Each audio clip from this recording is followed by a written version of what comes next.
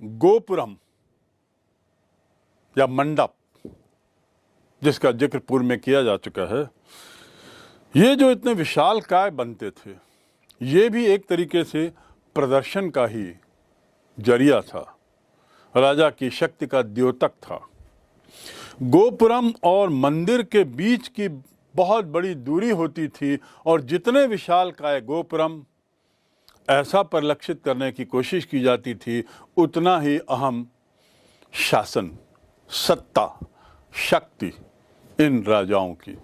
तो इस प्रकार गोपुरम और मंडप, इनकी विशालता, इनकी संरचना राजकीय सत्ता का द्योतक थी और वो भी इसमें शामिल है।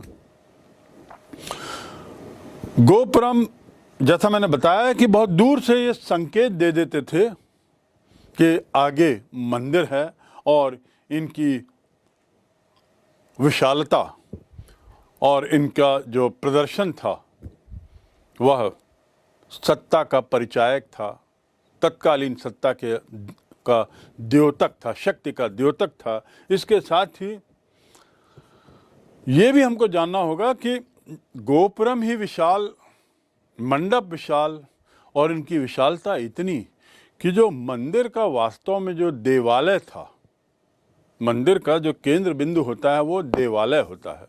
देवालय, तो जो देवालय था वो देवालय की दीवारें इन गोपुरम और मंडपों के सामने, उनकी भव्यता के सामने बड़ी बौनी लगती थी, बहुत छोटी दिखती थी।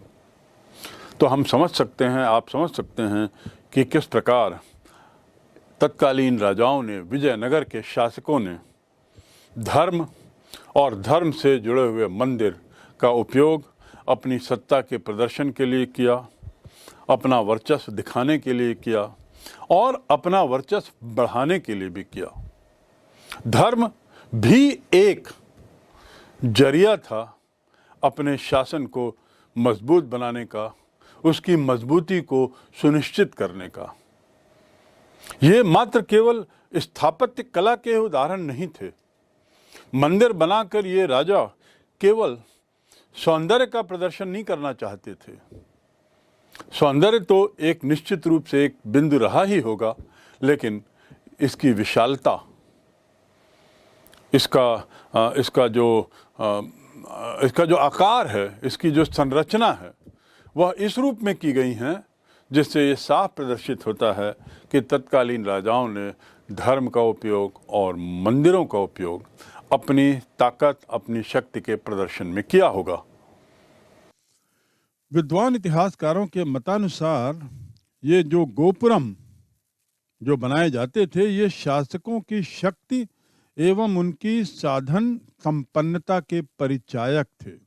विशाल गोपुरम यानी विशाल साम्राज्य की अनुभूति, ये इस बात को याद दिलाते थे कि संबंध शासकों के संसाधन इतने विशाल थे कि वे इतनी ऊंची मीनारें उनके निर्माण के बिना किसी कठिनाई के आवश्यक साधनों, तकनीकी और कौशल को जुटा सकते थे।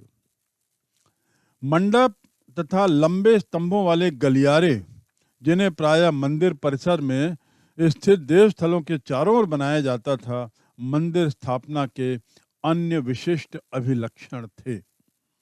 बड़े बड़े जो हॉल और उसके चारों तरफ जो गलियारे, इसी प्रकार विशालकाय गोपुरम, ये मंडप, ये सब राजाओं की विशालता का भी परिचायक थे। तत्कालीन समाज में धर्म की महत्ता, गोपुरम, मंदिरों की महत्ता, इस पर कुछ जानने के बाद अब हम थोड़ा उन एक दो विशिष्ट मंदिरों की ओर चलते हैं जो उस काल के लिए बहुत प्रसिद्ध हैं, बहुत अहम हैं। सर्वप्रथम विट्ठल मंदिर। विट्ठल मंदिर का निर्माण देवराय II ने किया था, देवराय द्वितीय। इसकी शुरुआत उसने की थी, निर्माण की शुरुआत, और कई दशक तक यह मंदिर निर्मित होता रहा, इसका निर्माण चलता रहा। बाद में कृष्णदेव राय और अच्युत राय ने भी इसके कंप्लीशन में, इसके पूर्ण होने में अहम भूमिका निभाई।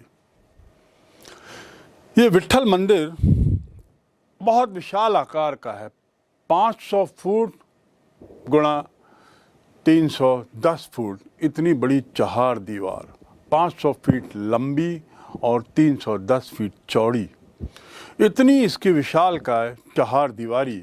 और उसके साथ ही इसमें गोपुरों से युक्त 3 प्रवेश द्वार हैं, यानी 3 गोपुरम। और जैसा बारंबार कहा जा रहा है कि गोपुरम की विशालता उस समय के स्थापत्य कला का एक महत्वपूर्ण नमूना है।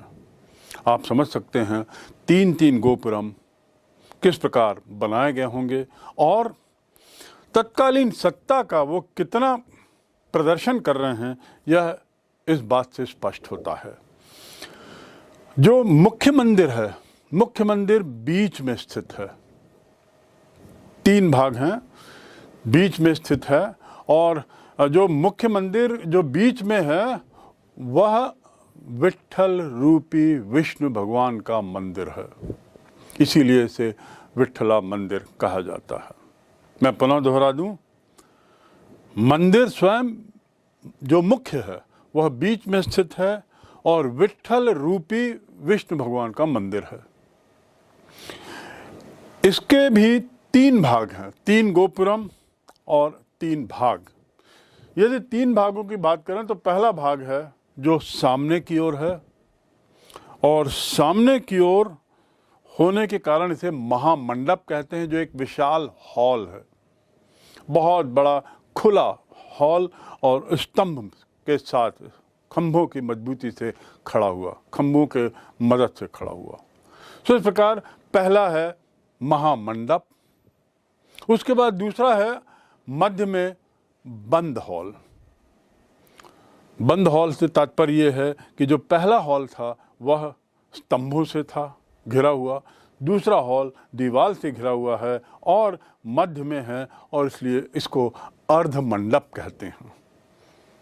ये दक्षिण भारत के मंदिरों की विशेषता थी कि गोपुरम होते थे, महामंडप होते थे, अर्ध मंडप होते थे, फिर देवालय होता था। इसके पीछे ही, अर्ध मंडप के पीछे गर्भगृह, गर्भगृह वह स्थल जहाँ पर भगवान की मूर्ति को रखा जाता था।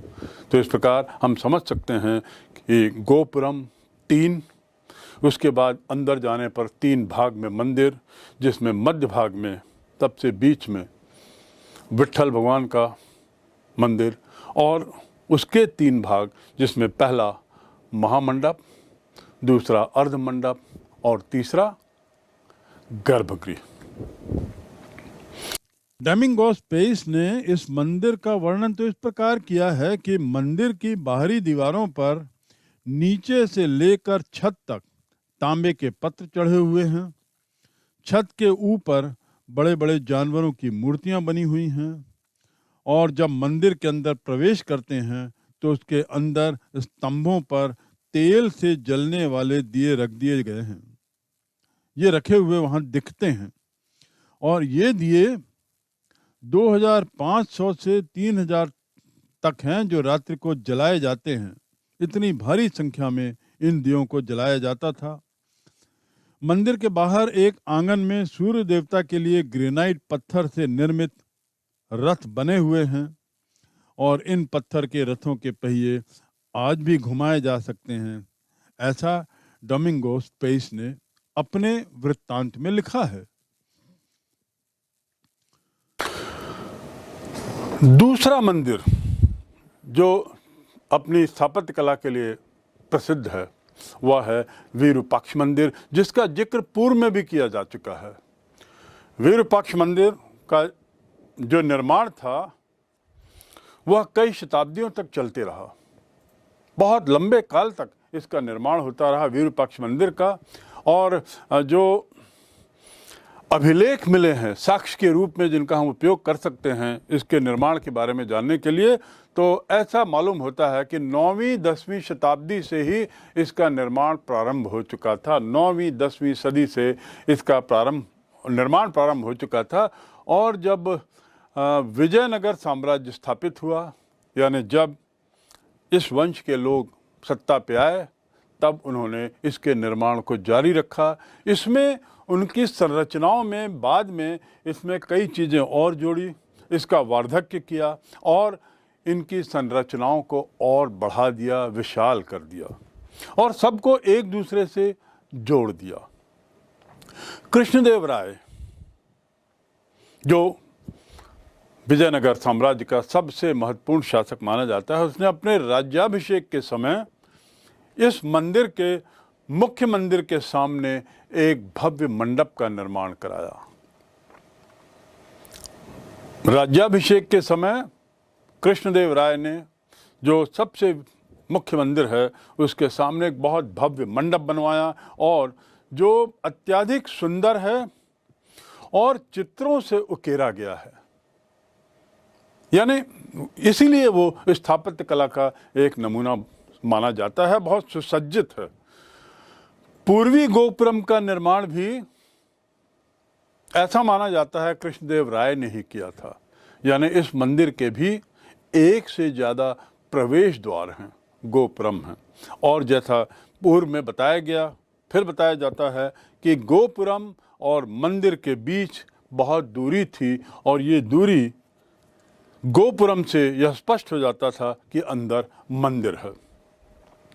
इन परिधनों से केंद्रीय देवालय को संपूर्ण परिसर को, मतलब ये जो संपूर्ण परिसर जो बनाए गए कृष्णदेव राय ने बनाए या उसके पूर्व भी जो बनाए, कृष्णदेव राय ने जो भव्य मंडप बनाया, ये सब ने, इन सब संरचनाओं ने इस मंदिर की विशालता में इतना वार्धक्य किया कि जो मुख्य केंद्रीय देवालय है वह इन सब के सामने एक छोटे से भाग में सीमित दिखने लगा। इसका क्या मायने हैं, इसके क्या अर्थ हैं कि धर्म के नाम पर मंदिर तो था, देवालय भी था, पूजा अर्चना भी होती थी, लेकिन जहाँ एक और धर्म के लिए मंदिर बनाए गए वहीं इनकी विशालता, इनकी संरचना, इनमें की गई स्थापत्य कला की कलाकारी इस बात का द्योतक है, इस बात का परिचायक है कि मंदिरों का उपयोग प्रदर्शन के लिए भी किया गया, स्वयं की शक्ति के प्रदर्शन के लिए भी किया गया। मंदिर में कई सभागारों का निर्माण कराया गया था। सभागारों का उपयोग कई तरह के काम के लिए किया जाता रहा होगा, जैसे कुछ सभागारों में संगीत, नृत्य, नाटकों के विशेष कार्यक्रम को देखने के लिए देवताओं की मूर्तियों को रख दिया जाता था। कुछ अन्य सभागारों में देवी देवताओं के विवाह समारोहों का आयोजन किया जाता था। ये जानने की बात है, उल्लेखनीय है कि इन अवसरों पर विशेष प्रकार की मूर्तियों का उपयोग किया जाता था। ये मूर्तियां छोटे केंद्रीय देवालयों में स्थापित जो मूर्तियां थी उनसे भिन्न होती थीं। देवी देवताओं के विवाह की मूर्तियां देवालयों में स्थापित मूर्तियों से अलग ही होती थीं। ये तो हुई बात विरूपक्ष मंदिर की।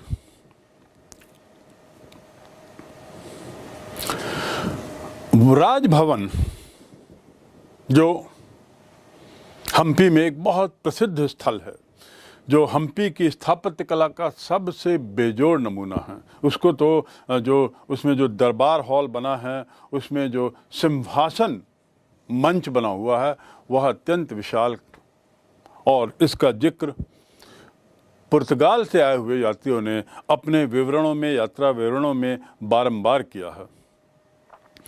दरबार हॉल और सिंहासन प्रमुख। इसके साथ एक भवन और है जिसे विजय भवन के नाम से डोमिंगो पेइस कहते हैं, जिसे विजय भवन। संभवतः यह भवन कृष्णदेव राय ने अपनी उड़ीसा विजय की याद में बनाया था और इसीलिए ये जो विजय भवन का नाम इसे दिया गया। पेइस जिसने यहाँ का विस्तृत वर्णन किया है, डोमिंगो पेस ने, उसने ये भी जिक्र किया है कि राजभवन के रख रखाव, देख रेख और राजभवन में रहने वाले शाही परिवार की रक्षा और देख रेख में लगभग 1,20,000 लोग लगे रहते थे। आप कल्पना कर सकते हैं कितनी बड़ी संख्या और कितना विशालकाय यह भव्य भवन होगा, यह भव्य राजप्रासाद होगा। और इसकी विशालता किस बात का द्योतक रही होगी, किस बात का परिचायक रही होगी। इस राजभवन में महारानी का स्नान घर भी था, इसका भी जिक्र इन यात्रियों के विवरणों से मिलता है। जो मैंने मंच की बात की, दरबार हॉल के बाद एक राजमंच, उसकी विशालता की, ये 3 चरणों पे मंच था। इसके 3 पायदान थे और एक के ऊपर एक क्रमशः ये घटते जाते थे। 3 चरणों में बना हुआ, क्रमशः घटता हुआ, और इनके जो चबूतरे बहुत शानदार हुआ करते थे। राजभवन की दीवारों पर फूल, पत्ती, मनुष्यों की अति सुंदर आकृतियां बनी हुई हैं। इस प्रकार हम देख सकते हैं, समझ सकते हैं कि विजयनगर हम्पी में स्थापत्य कला के एक से एक उदाहरण हैं और इसका विवरण पुर्तगाल से आए हुए यात्रियों ने जिस तरीके से किया है, यह हमको विस्फारित कर देता है। चाहे वो राजभवन हो या मंदिर हो या गोपुरम हो, और पूर्व में हमने उनके द्वारा निर्मित जलाशयों का, उनके द्वारा निर्मित अन्य भवनों का जो वर्णन किया है, इससे स्पष्ट है कि विजयनगर एम्पायर स्थापत्य कला के लिए एक विशेष स्थान रखता है।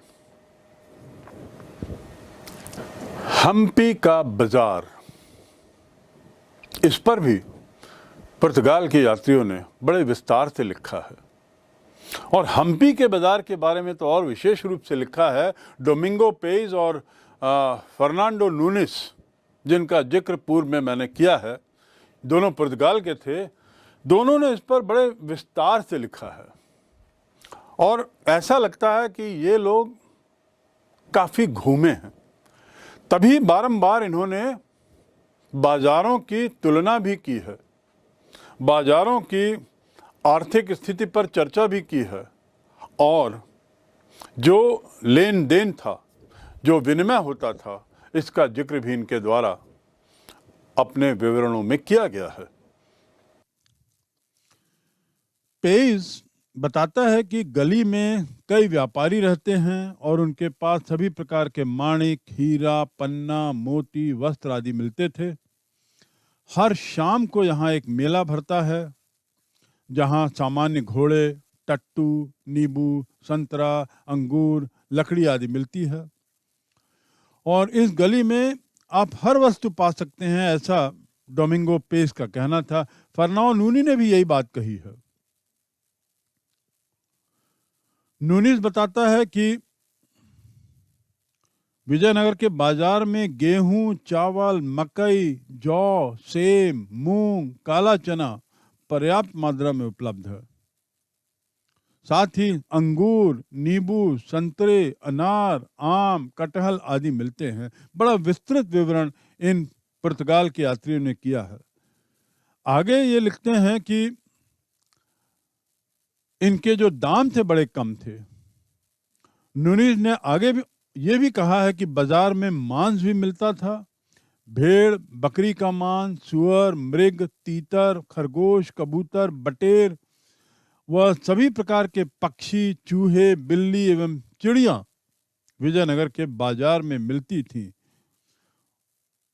इन्होंने बताया है कि यहाँ लोग सुंदर कपड़े पहनते थे और आकर्षक आभूषणों से लदे रहते थे।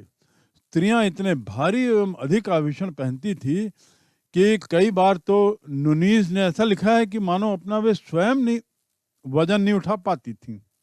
तो इस प्रकार नुनीज का और पेश का जो विवरण है यह मात्र विस्तृत ही नहीं है बल्कि रोचक भी है।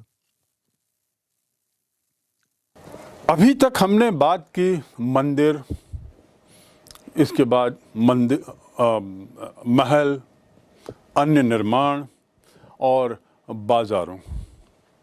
प्रश्न ये उठता है कि आखिर इनको अंकित कैसे किया गया है, कैसे जाना गया है कि हम्पी में ये क्षेत्र मंदिर थे, ये क्षेत्र बाजार थे, ये क्षेत्र महल थे। यानी इनका आइडेंटिफिकेशन कैसे किया गया, ये एक सवाल कौतूहलवश हमारे आपके मन में उठता है।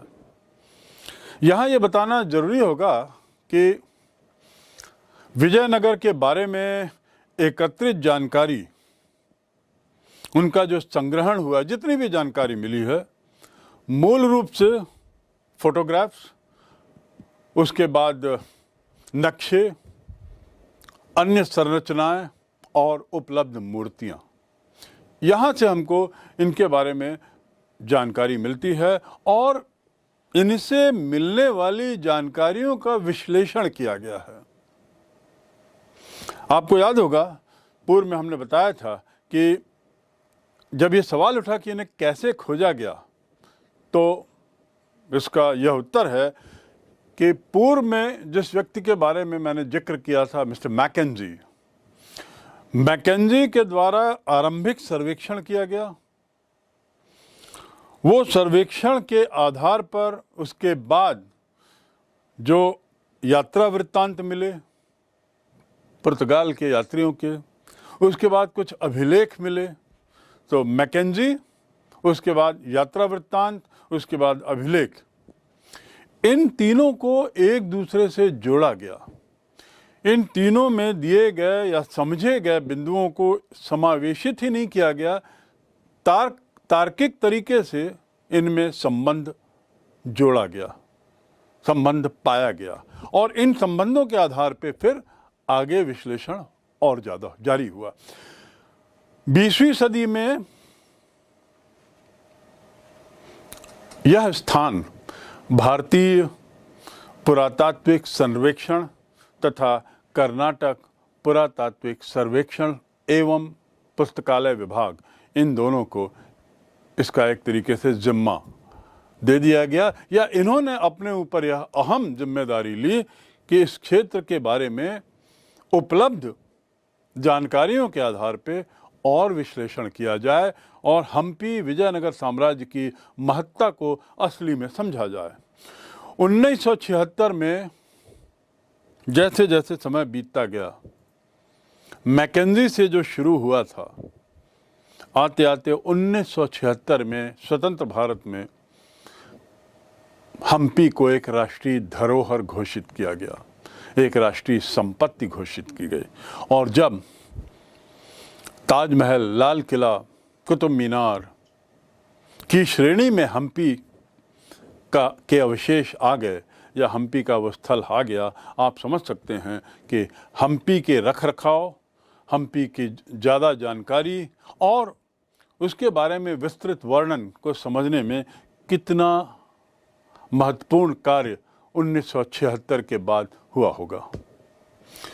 1980 में, इस दशक में तो विभिन्न तरीके के प्रयोग अभिलेखों में हुए। 1980 के दशक में विभिन्न तरीके के प्रयोग हुए अभिलेखों में और व्यापक गहन अध्ययन, विस्तृत सर्वेक्षण और विजयनगर से मिले हुए अन्य जो अवशेष हैं, इनको मिलाकर अध्ययन जारी रहा और वह आज भी जारी है। हमें आज भी विजयनगर के बारे में नई नई जानकारियां नए उत्खनन के साथ मिलती रहती हैं। इस विस्तृत कार्य के सिर्फ एक हिस्से को यदि बारीकी से देखा जाए तो इस प्रकार का मानचित्र बनता है। इसका पहला चरण यह था कि इस पूरे क्षेत्र को 25 वर्गाकार भागों में बांटा गया है और प्रत्येक वर्ग को वर्गमाला के एक अक्षर से इंगित किया गया है। फिर इन छोटे छोटे वर्गों को और छोटे वर्गों में बांट दिया गया है, लेकिन इतना काफी नहीं था। आगे और भी छोटे वर्ग, उससे भी छोटे वर्ग और अत्यधिक छोटी इकाइयों के रूप में इनको बांटा गया। जैसा कि आप देख सकते हैं, ये गहन सर्वेक्षण बहुत परिश्रम से किए गए थे और इनसे हजारों संरचनाओं के अंश, छोटे देवस्थल और आवासों से लेकर विशाल मंदिरों तक को पुनः उजागर किया गया है। इनका प्रलेखन भी किया गया। इन सब के कारण सड़कों, रास्तों, बाजारों आदि के अवशेषों को पुनः प्राप्त किया जा सका है। इस प्रकार ये जो कार्य हुए हैं नक्शे आदि के, ये आप समझ सकते हैं कि हमारे लिए कितने महत्वपूर्ण हैं, जिसमें हमें सड़कों, रास्तों और बाजारों का भी विवरण मिल जाता है। इन सभी की स्थिति की पहचान स्तंभ आधारों तथा मंचों के माध्यम से की गई है। एक समय जो बाजार जीवंत थे, उनका बस अब यही कुछ तो बचा हुआ है। यहाँ उन लोगों को याद करना बहुत महत्वपूर्ण है जिन्होंने वर्षों यहाँ काम किया और इसके उत्खनन में, जानकारी एकत्रित करने में, उसको एक क्रमबद्ध तरीके से रचने में महत्वपूर्ण भूमिका निभाई। इनमें John M Fritz, George Mitchell और एम.एफ. नागराज राव प्रमुख हैं। इनके अनुसार विजयनगर के स्मारकों के अध्ययन में हमें नष्ट हो चुकी लकड़ी की वस्तुओं, स्तंभ, ब्रैकेट, धरन, भीतरी छत, लटकते हुए छज्जे और उनके अंदरूनी भाग तथा मीनारों की एक पूरी श्रेणी की कल्पना करनी पड़ती है, जो प्लास्टर से सजाए और संभवतः चटकीले रंगों से चित्रित थे। हालांकि लकड़ी की संरचनाएं अब नहीं हैं और केवल पत्थर की संरचनाएं ही अस्तित्व में हैं, लेकिन यात्रियों द्वारा छोड़े गए विवरण उस समय के स्पंदन से पूरे जीवन के कुछ आयामों को पुनर्निर्मित करने में बड़े सहायक सिद्ध हुए हैं।